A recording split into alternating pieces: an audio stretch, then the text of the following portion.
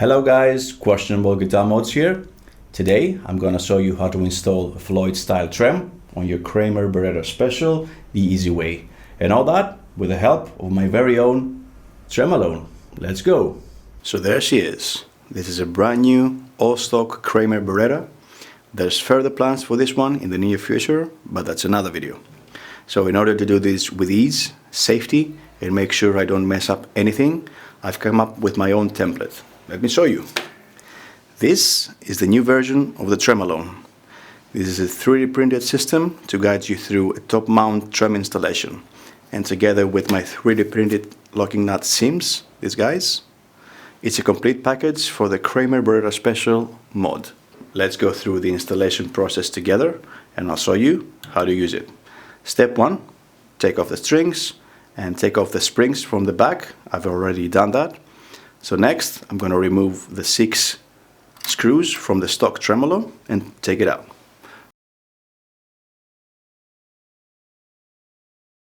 Screws are out. I'm going to take off the old stock trem.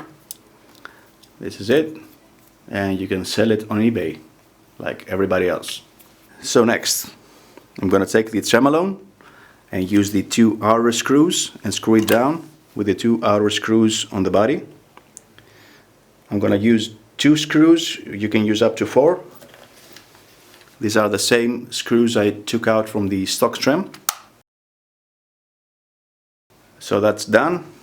Make sure the screws are flush with the surface of the TremAlone and there's no interference with the tremolo. So are we drilling yet? Nope. Let me explain.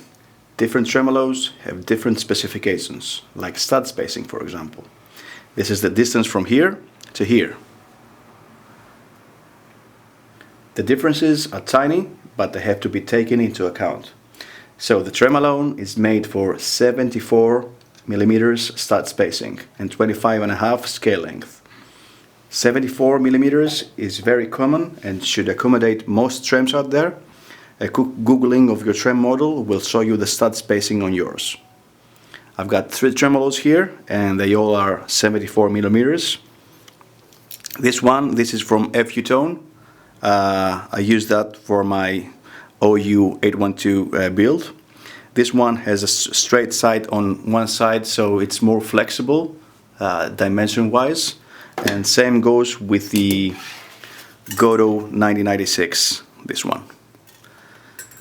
But if you have something with too close, like this knockoff Floyd's thing, it has to be exact in order to fit the 2 studs. So we have been talking about different tremolo specs like stud spacing, string spacing, and this can be really confusing for some people, trust me, I know. And drilling your guitar can be really intimidating if you haven't done it before. And I know that feeling also. This is exactly why the TremAlone has these 3D printed studs. It's an extra layer of assurance that everything will line up. This makes things so much easier. Let me show you up close. So the way this works is that you take your trem and place it on the 3D printed studs. These are at the exact same position the real ones would be and have the same size. So you can basically test fit any trem and find out if everything lines up without even scratching your guitar.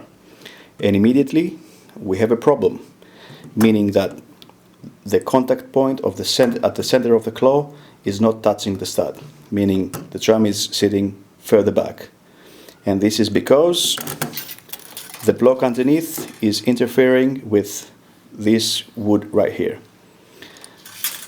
When I try the FU-Tone one, it's even worse, because it has a much thicker block and sits much further back.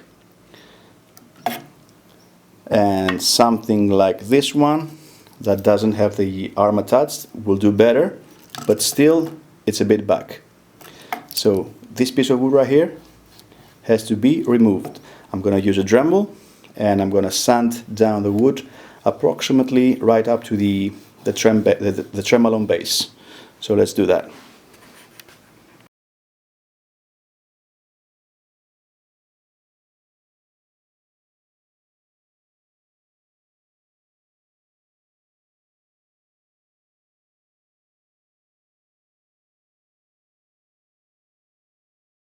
and we're done. So after some back and forth, I was test fitting the tremolo, removing some wood, testing if everything lines up and if there's clearance issues at the cavity. This is the guitar as it is right now, and this is at the back. And if I now put my Goro trem in here, it reaches all the way forward. I'm going to put some batteries to keep it level, like that. And I'm going to check if the contact point of the claw is indeed touching the stud. And it is. And remember, we've reached this point without even drilling on the guitar, meaning I can always go back to the stock trem. But now, since we know the drilling positions and we have something that the trem can hold on to, and it's not moving up and it's not moving drastically up or down, back and forth, because its final position is known from now, I'm gonna test the scale length.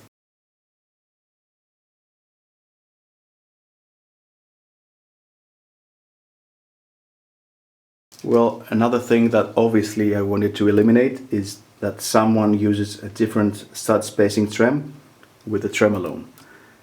But because these are 3D, meaning they extend in the Z direction, if you have something that has different spacing, it won't even fit. So it makes sure that your trem with my system are compatible. Next thing we can do with this thing is test the string, the bridge and string to neck alignment, meaning that the strings are at the center of the neck. This is why I've got two strings attached this whole time. So I'm going to take these two strings, the top and bottom E, and hook them up to the tuners.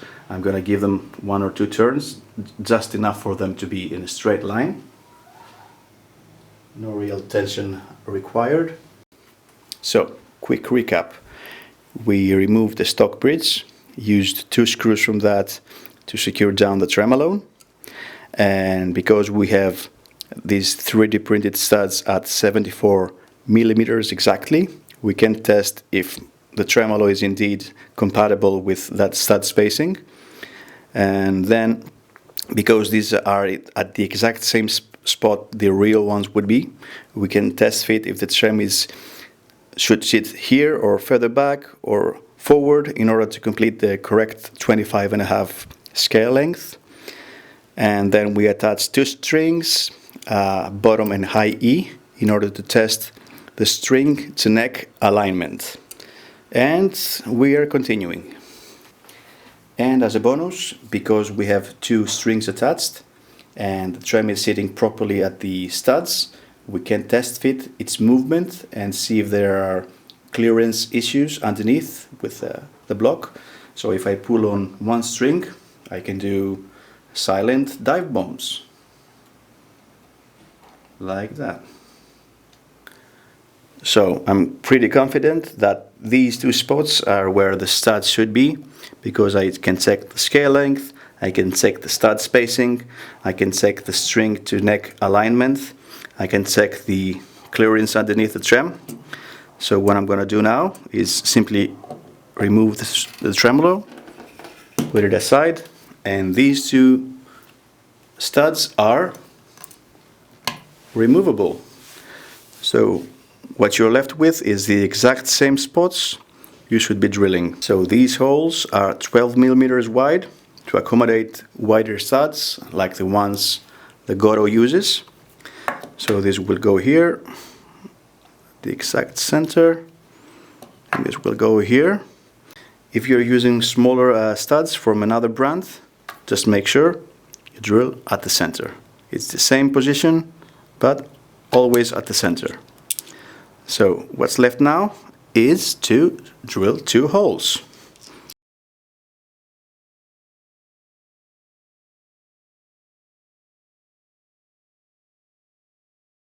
And there you go, studs are in.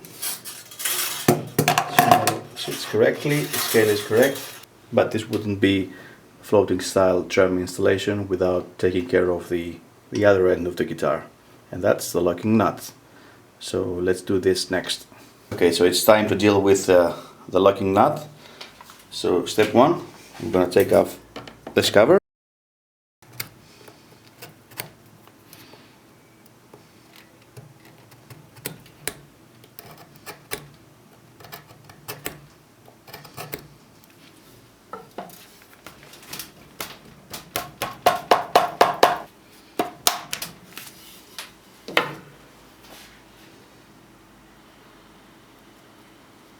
And the nut is out. Unfortunately, we've lost a part of it at the bottom. That's fine. We won't be needing this anyway. So let me clean that up. So the nut is out, and in my case, my specific nut was filled with glue underneath. It was flooded. So in order for my next step to work, my 3D printed seams, I needed to take a square file and sand some of the glue down, because I wanted an even flat surface right here, especially around the corner here and here. So I did just that.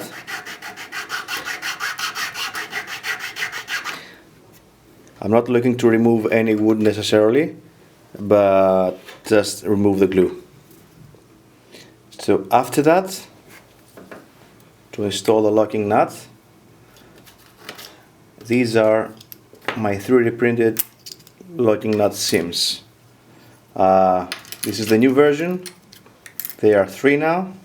They are 43 millimeters wide, and there are 3 variants of various heights, because from nut to nut there's a height difference. It's minuscule, but I wanted to take it into consideration. So depending on what you're using, you can use either one of these. So for the locking nut, I went with a genuine Floyd Rose R3, and for this locking nut I'm going to use the seam number 2, and I'll show you how to use it. Here we are, ready to install the locking nut seam.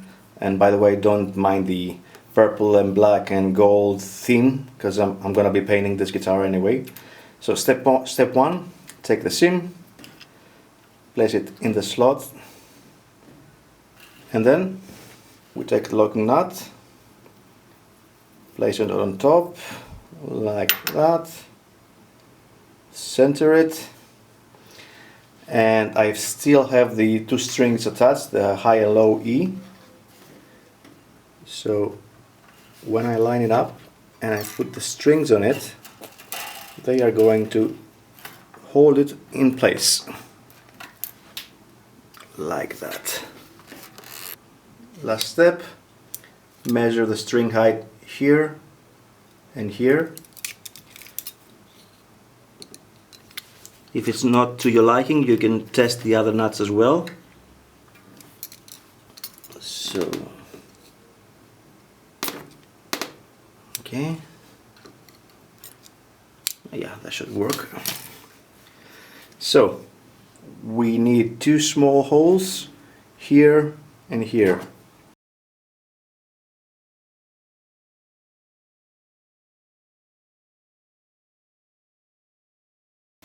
These were the included screws that came with the locking nut. So I'm going to screw it down here and here.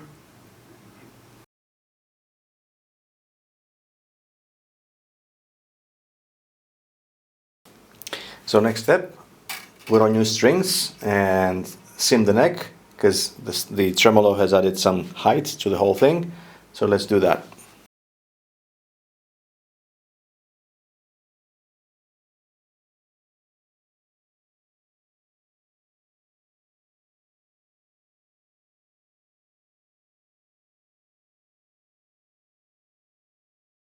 So there you go, guys. This is the finished guitar, at least for now. I've installed Godot 9096 in the bridge using my TremAlone system, and a locking nut using my 3D printed seams for the Baretta Special. Links for both can be found in the description below. I'm not done modding this guitar yet. There will be another episode on this, so make sure you subscribe so you don't miss out on that. Thanks for watching, and I'll see you in the next one.